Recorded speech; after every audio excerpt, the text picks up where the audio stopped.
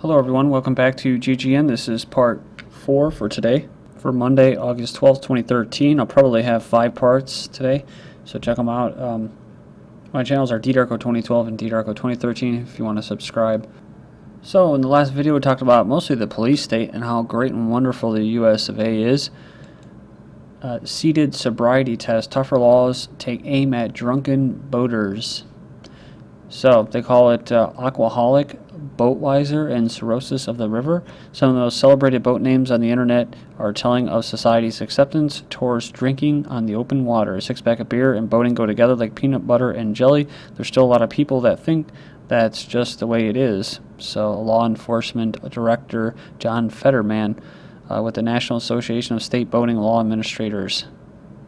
So they say alcohol is one of the top contributing factors in fatal boating accidents for the past 15 years. It says it seems like drinking and boating is the last socially acceptable place where you can drink and drive. Next up, sensors report gunfire directly to police in 70 U.S. cities. No 911 call needed. As Americans use digital methods for more of their interpersonal communications, law enforcement agencies have seized the opportunity to scoop up more information says here, for cheaper than they could before. But violent crimes still take place in the physical world. With fragile human bodies on the line, a growing number of U.S. police departments are using the system of sound detecting software to locate and respond to gunfire in hopes of catching more shooters and saving more victims. ShotSpotter, we've covered this before. So this is kind of like a good little PR piece, right, to sell this company. Free advertising for ShotSpotter Corporation. So just imagine how this will be used as far as pre-crime type law, when pre-crime technology and the laws there to support it are enforced. Chicago won't respond to 911 calls. Remember this article or the story? Chicago police stopped dispatching officers to non-threatening 911 calls in the midst of crime and budget crisis. So see, blame on financial crisis. You guys probably remember too when the Chicago police basically said that when they see people that are have concealed permits, or at least try to say that they're concealing, that the cops will basically be treating them like they're about to shoot.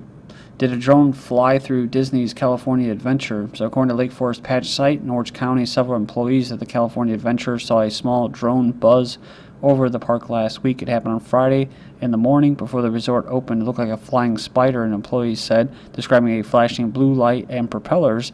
And it methodically explored the park about 40 feet above the ground. Workers waved at the craft, assuming it had a camera. It says the FAA and various government agencies had nothing to say about the report. Disney resort officials said it didn't happen.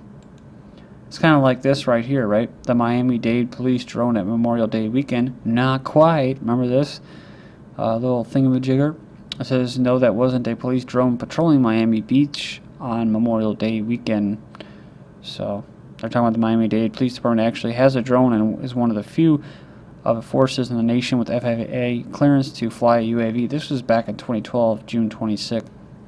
So this is what InfoWars ran, but these little spider drones, they're out there, and a lot of times when people, it's so weird because it's like people say they see drones and report it, and they're like, no, you didn't see anything, you know? It's just like, well, come on, dude. They're being cleared by the FAA.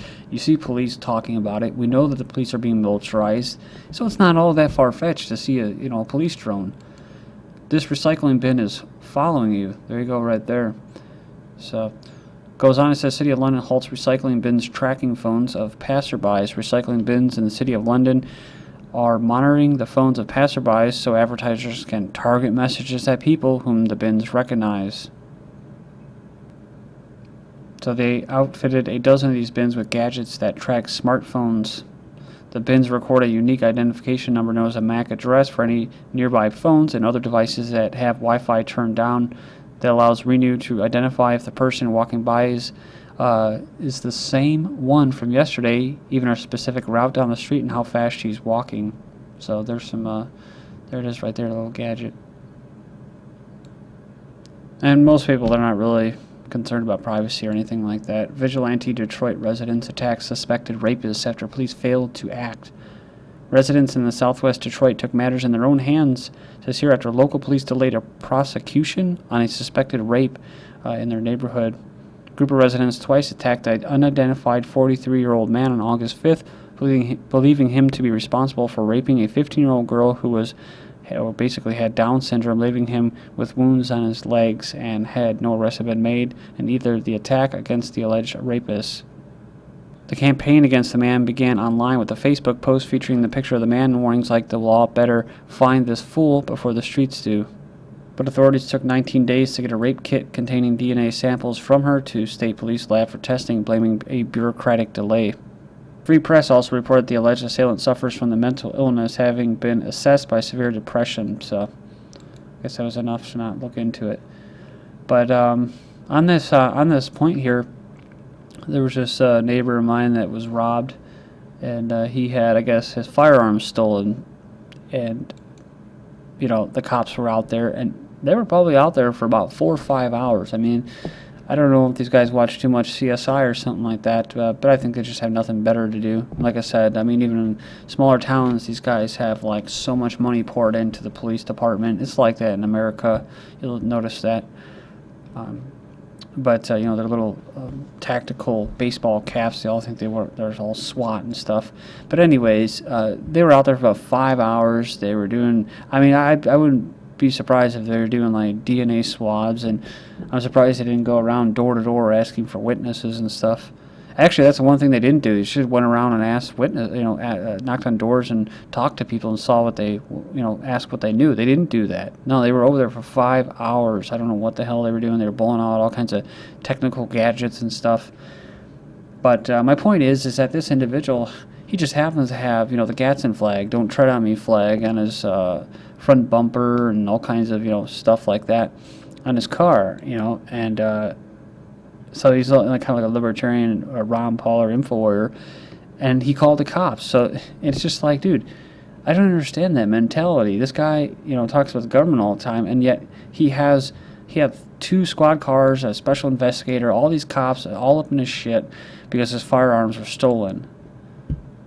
When the fact of the matter is that those guns are probably already tracked when he had a background check done. So the state probably already knows about those weapons and the serial number traced back to him. So if they do find him, they're just, from the suspect, it's going to pop up and come back to him. They'll probably end up bringing the weapons right back to him. So what's the point of bringing them all into his privacy and calling on the state to do something like that to try to recover his goods?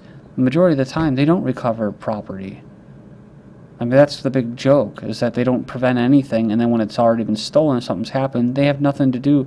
They can't do anything about justice. Picturing the plunge in gun crimes as gun sales surge, a majority of Americans say they think gun crime has increased over the past 20 years, even though it has actually fallen dramatically. A recent Pew Research survey shows. The infographic below provides a closer look at some of the numbers. So, since the early 1990s, homicides and other crimes involving firearms have decreased dramatically, a trend that a majority of Americans say they are unaware of. Homicides with firearms were down 39% from 1993 to 2011. It says other crimes with firearms were down 69% from that same period. Cumulative firearms to market went up from 1993 around, 10 million to 120 million. So this is the same arm manufacturers. Like I said, this is a big money scam, big money making scam. 56% of Americans think gun crime is up, even though it has plummeted since the 1990s. And that's because of propaganda, and that's what I wanted to get to. See, this is all coming from Raw Story. This is a left-leaning site, which is cool for them, but we're talking about 56% of Americans think gun crime is up, even though it has plummeted since the 1990s. Gun crime. So this is what they're stressing now, and to a certain extent, there is some truth to it. Then again, it's like I said, I don't think that laws, I just don't think it's the solution, more laws in government. I think it's about personal responsibility. I mean, honestly, you don't want to shoot your friend, or you don't want your kids getting a hold of your guns and shooting each other. You just need to take personal responsibility. You don't have to be threatened with fines or jail, I mean, you're going to feel bad. You got to take that to the grave with you. But like, you get liberals, they're all about bringing the state in to do stuff about this. Florida woman shot at Starbucks by a friend who forgot gun was in her purse. So, we're talking about idiots.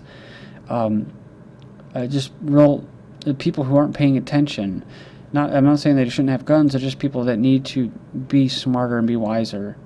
Marine may have shot self to death in D.C. playing trust game. I never even heard of this, but a 19-year-old Marine may have been playing the so-called trust game with fellow Marines on Friday night when he shot himself to death. So, doesn't make any sense though. It says here that he told investigators, or it says here sources told investigators who were looking into whether Schaufelder was playing a trust game where one Marine points a weapon at another Marine and asks, "Do you trust me?" But the gun is supposed to not have a round chambered. So, they confirmed at least one other Marine was present when he was shot. But then you got this. Texas man shoots self inside hospital room shortly after wife gives birth. So he fatally shot himself inside a Houston hospital room over the weekend, not long after his wife had given birth. Witnesses reported hearing arguing before the gunshot, but no one else was inside the room. There's not many details on this right now. First thing I can think of is that maybe the kid wasn't his. Father kills son self during supervised visitation. So this 54-year-old was at New Hampshire YWCA office with son. Israeli-born software engineer shot his 9-year-old son to death before taking his own life during a supervised visitation. So, law enforcement officials said the relationship between them and the boy's mother had been contentious at times, and that Muni Savion had previously threatened to kill himself, his son's mother, and their son. So apparently he was depressed after returning from a funeral in Israel. Taking pills for unhappiness reinforces the idea that being sad is not human. If you have a terrible job or home life, being unhappy is hardly inappropriate. So he used a lot of words like disruptive as far as students go, unfocused, and thank God this was in the early 80s, otherwise I bet someone would have suggested Ritalin. Since the mid-80s, society has decided that adolescent troublemaking is some sort of medical condition. Given a scientific-sounding classification, ADHD, securing a sense that a messy adolescence is pathological, some sort of chemical imbalance. So thus the scientists are called in to reinforce generally conservative norms of appropriate behavior. And in the U.S. between 1987 and 2007, there was a 35-fold increase in the number of children being classified as having some form of mental deficiency. Yeah, just throw it out there. They actually said I had a learning disability in early grade school, which of course I went on to make the honor roll, basically 4th, 5th, 6th, 7th, 8th grade. And into college, but did pretty well there. But the thing is what I was resisting. I was just resisting the education system. It says this one person, of course, there are alternative narratives of my trouble causing. I hated school because I wanted to live by a different story to the one proposed by the British public school system. But deviation from the social conformity is increasingly seen to be something in need of a pill. In the UK in 1999, there were 158,000 prescriptions written for Ritalin. In 2010, it was 661,000. So it says here, I think it goes something like this. Discourage people from learning science, identify natural human traits, demonize natural human traits such as sadness, hatred, anger, depression, offer a solution to fix these demonized traits, and profit off of it. Man converts a New York City dumpster into his home. California designer Mr. Clone found himself needing a place to stay during his frequent visits to New York, and let's face it, hotels are pricey, so he bought a dumpster. He basically spent about $2,000 on a metal box and installed a kitchen, bathroom, bed, and sun deck. So it also has wheels on the bottom. 6-gallon water tank for drinking. Also funnels water to the toilet and outdoor shower. There's no need for a porta potty. Electricity is in full effect, powering a microwave and small stove. The first thing I thought of too is now that he made the mistake of letting the word out, New York City zoning and code enforcement will be crawling up his hiney very shortly. Talking about education and learning, we've talked about this recently. The point of the education system is to basically dumb down America. Can you pass this 8th grade exam from 1912? 8 subjects including spelling, reading, arithmetic, grammar, geography, physiology, civil government, and history. And it shows you the plan, the agenda, because there's someone in the comment board saying that she grew up a baby boomer in the 50s, saying that her parents were saying how her tests were actually starting to get dumbed down for them compared to the early 1900s. Increased TV viewing by children associated with subsequent decreases in vocabulary and math skills and classroom engagement, which they say is largely determined by attention skills. So there's increases in total time watching television at 29 months were associated with decreases in vocabulary, math skills, engagement, victimization by classmates, and physical prowess at kindergarten. Please join me in part 5. This is GGN, and I'm Darko. Thank you.